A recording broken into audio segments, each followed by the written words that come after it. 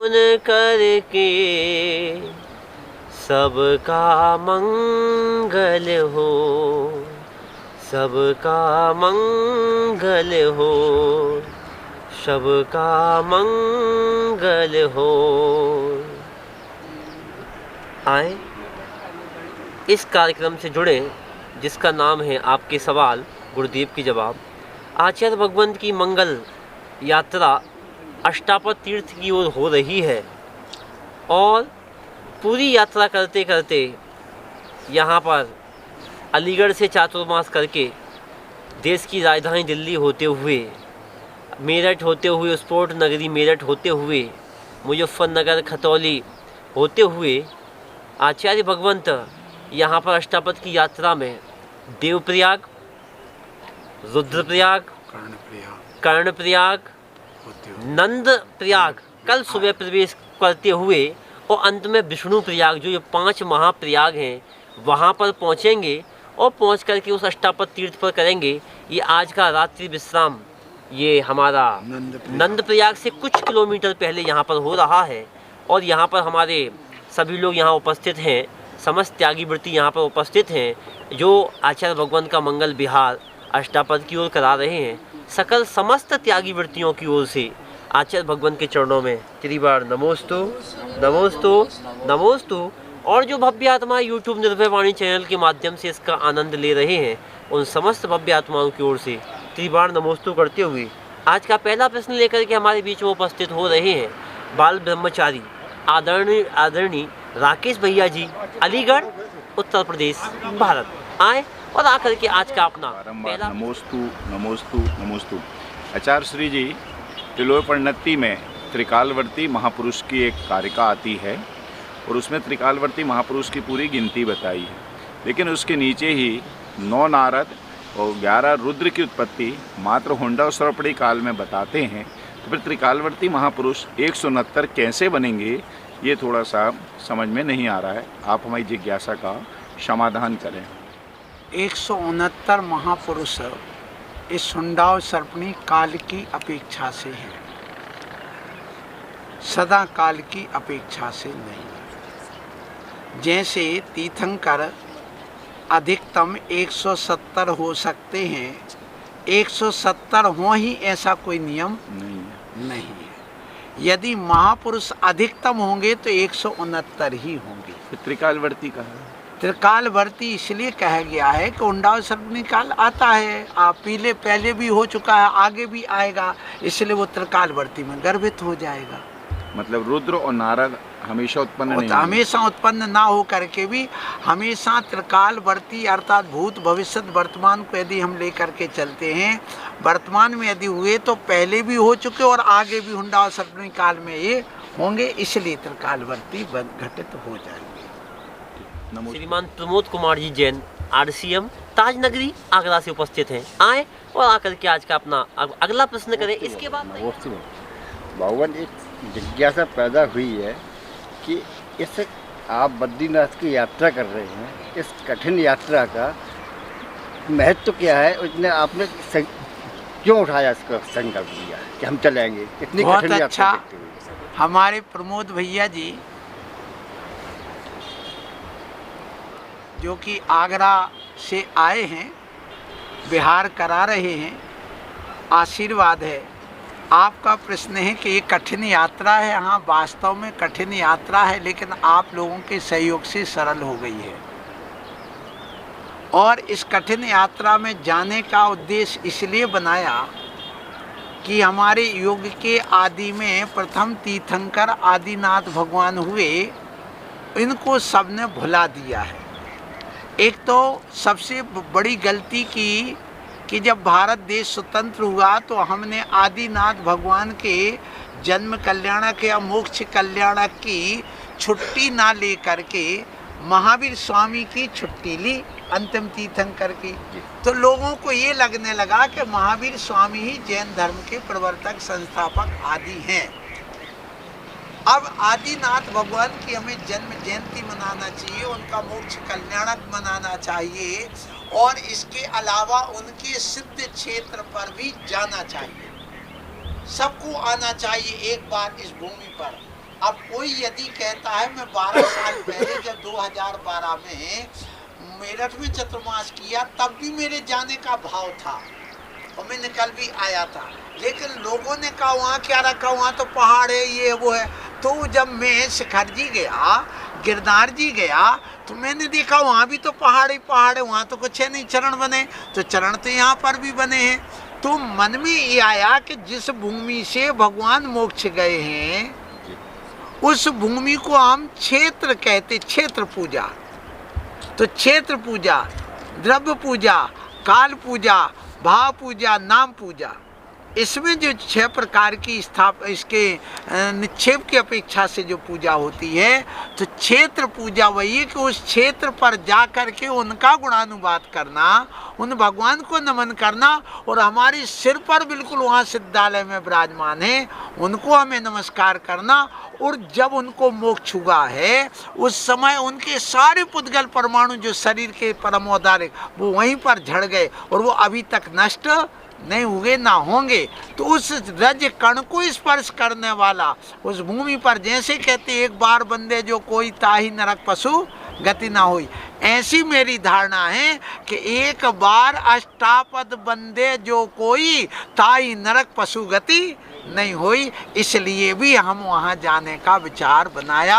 और कितना भी दुर्गम हो, जब आदिनाथ पहुँचे वहाँ पर तपस्या करी है, ऋषि केश मुनि ने अपने केश बहा दिए, माने वहाँ पर निकल गए उनके, और उसके बाद उन्होंने जा कर के यहाँ कैलाश पर्वत पर, जिसको अपन कहते हैं अष्टापद, वहाँ जाकर के तपस्या की है। तो वहाँ पर जरूर जाना चाहिए, प्रत्येक श्रावक को जाना चाहिए, जीवन में एक बार जरूर पंच तीर्थ की यात्रा करना चाहिए।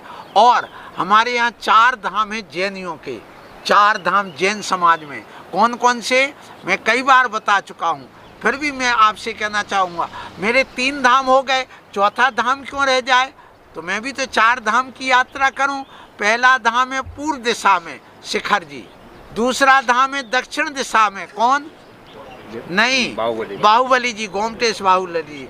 तीसरा धाम है हमारा वो क्या नाम, गिरनार जी, कहाँ? गुजरात में। और चौथा धाम है कहाँ? उत्तर में, जिसका नाम आदिनाथ भगवान की मोक्ष स्थली अष्टापद। ऐसे 4 धाम की यात्रा पूरी हो जाए, इसलिए मैंने ये लक्ष्य बनाया। आशीर्वाद। अगला प्रश्न लेकर के हमारे बीच में बड़े आनंद के साथ उपस्थित हो रहे हैं ब्रह्मचारी आनंद भैया, जरेसर, उत्तर प्रदेश, भारत। नमस्ते नमस्ते नमस्ते।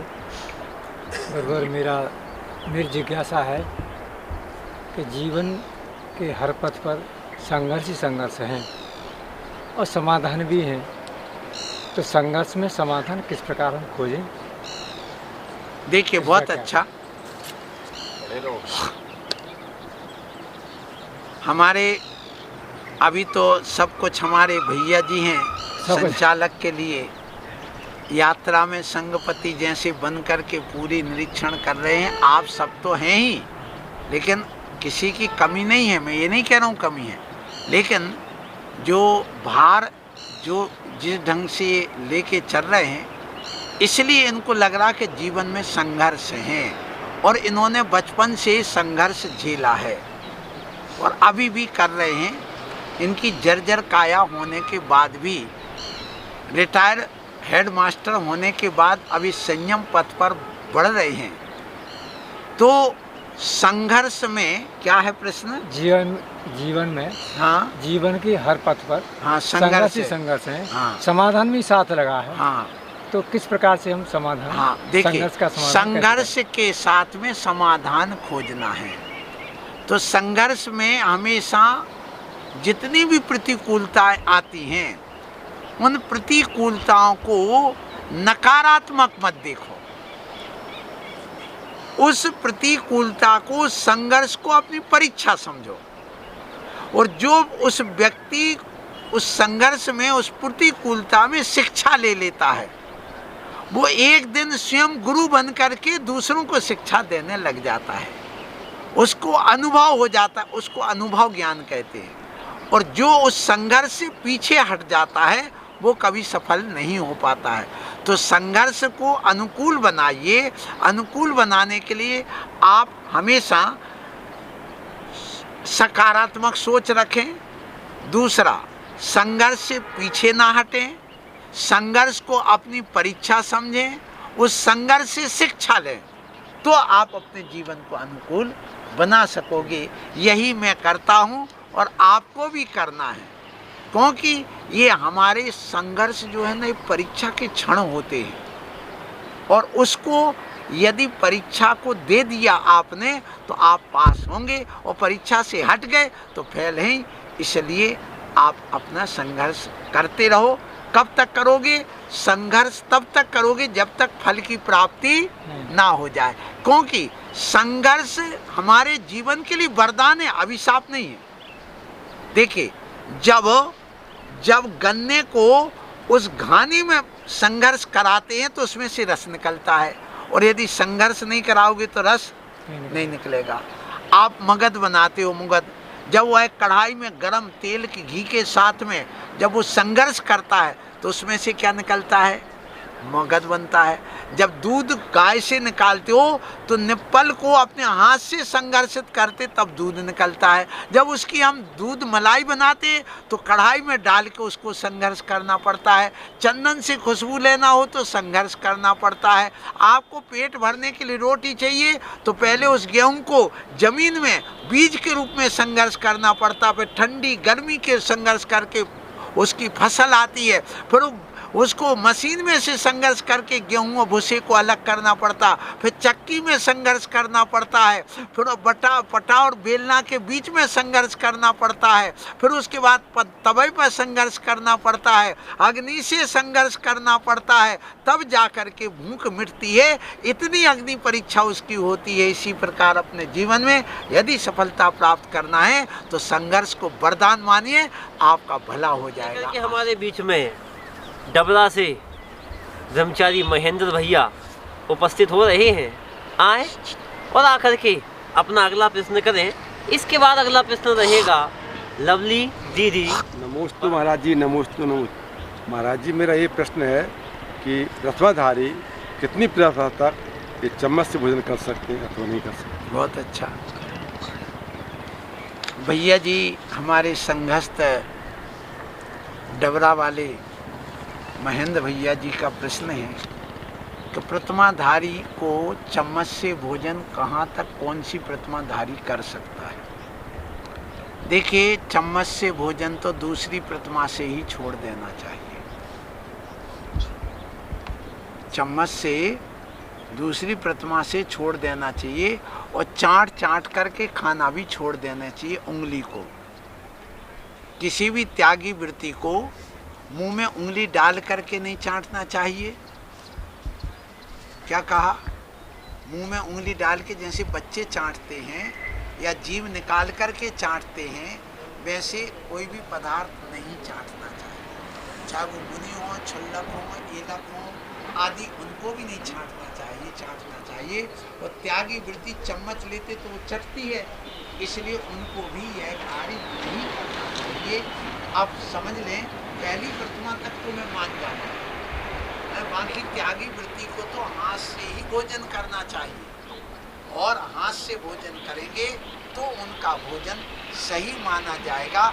अन्यथा जैसे मुंह से थूक निकल आता है, थूक निकलता है और कफ निकलता है, तो जैसे त्यागी वृत्ति अर्थात प्रतिमाधारी बड़े जो हो जाते हैं, छठी सातवीं प्रतिमा, जैसे आपको मालूम हो कि आचार्य विद्यासागर जी गुरुदेव के सामने वर्णी जी ने, जिनेंद्र वर्णी जी ने शिखर जी में संलेखना धारण की, तो उनको टीबी का रोग था, तो वो आहार करते करते थूकते थे। आचार्य श्री ने कहा, देखो यदि ये तो थूकोगे तो तुम्हें अंतराय करना पड़ेगा, आप थूक नहीं सकते हैं, चाट नहीं सकते हैं ऐसा, तो आप ग्रास लेगा मुंह में, ऐसा दे दिया। अब अंगुली को जीभ से मत चाटो या अंगुली को डाल के मत करो। तो इसलिए यदि करते हो तो दोष माना गया है त्यागी वृत्ति के लिए, ना करें तो अच्छा है। बीच में बाल ब्रह्मचारिणी लवली दीदी, बरहन, आगरा, उत्तर प्रदेश, भारत, आए और आकर के अपना आज का अगला प्रश्न करें। मेरा प्रश्न है कि अकाल मृत्यु और आत्महत्या में क्या अंतर है?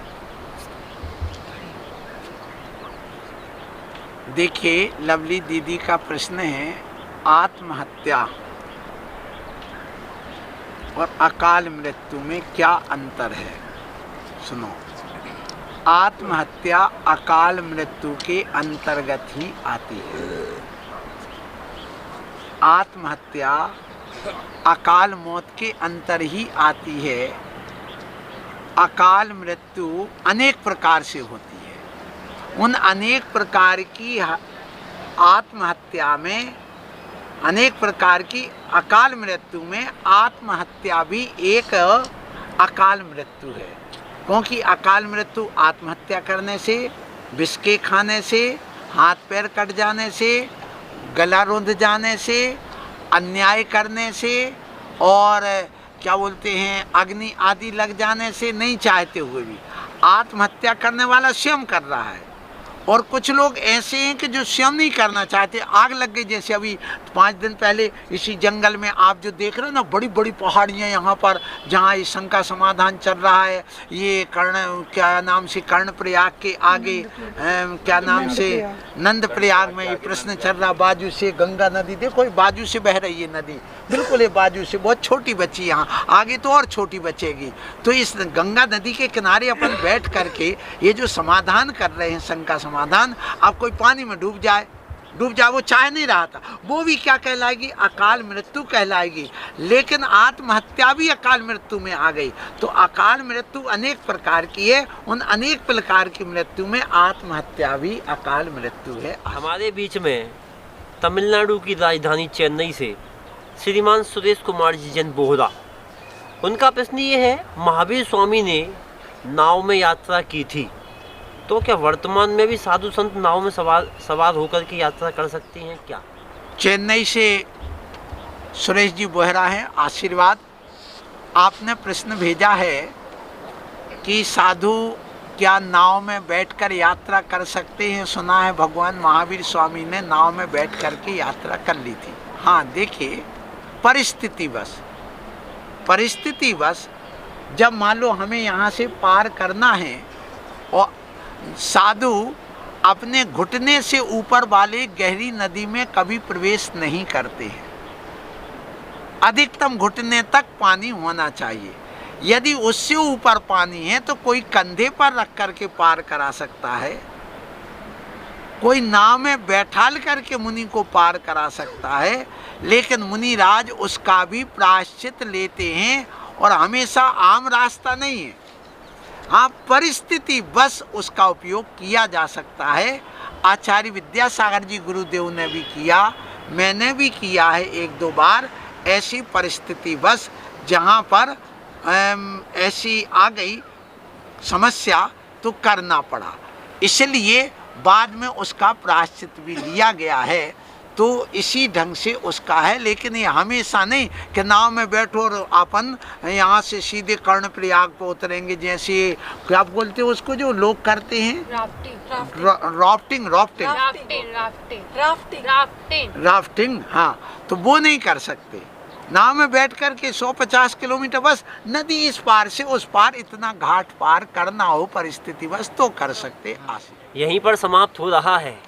ये हमारे सभी लोग बिहार में बड़े आनंद के साथ त्यागीवृत्ति सभी लोग अपनी आनंद ले रहे हैं। हमारे संगस्थ, हमारे अलीगढ़ से बाल ब्रह्मचारी राकेश भैया जी, विदिशा से ब्रह्मचारी सुनील भैया जी, और डबरा से महेंद्र भैया जी, और कोटा से हमारे मोहन भैया जी, आगरा से श्रीमान प्रमोद कुमार जैन RCM जी, फिरोजाबाद से श्रीमान संतोष कुमार जी, और सभी जगह से हमारी ब्रह्मचारिणी लवली दीदी बरहन आगरा से, रिमझिम दीदी छतरपुर मध्य प्रदेश से, और बहुत सारे लोग आनंद यहाँ पर इस यात्रा का ले रहे हैं।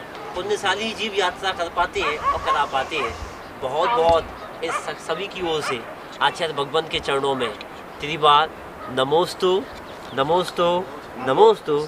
आप सबकी ओर से आचार्य भगवान को नमोस्तु नमोस्तु नमोस्तु।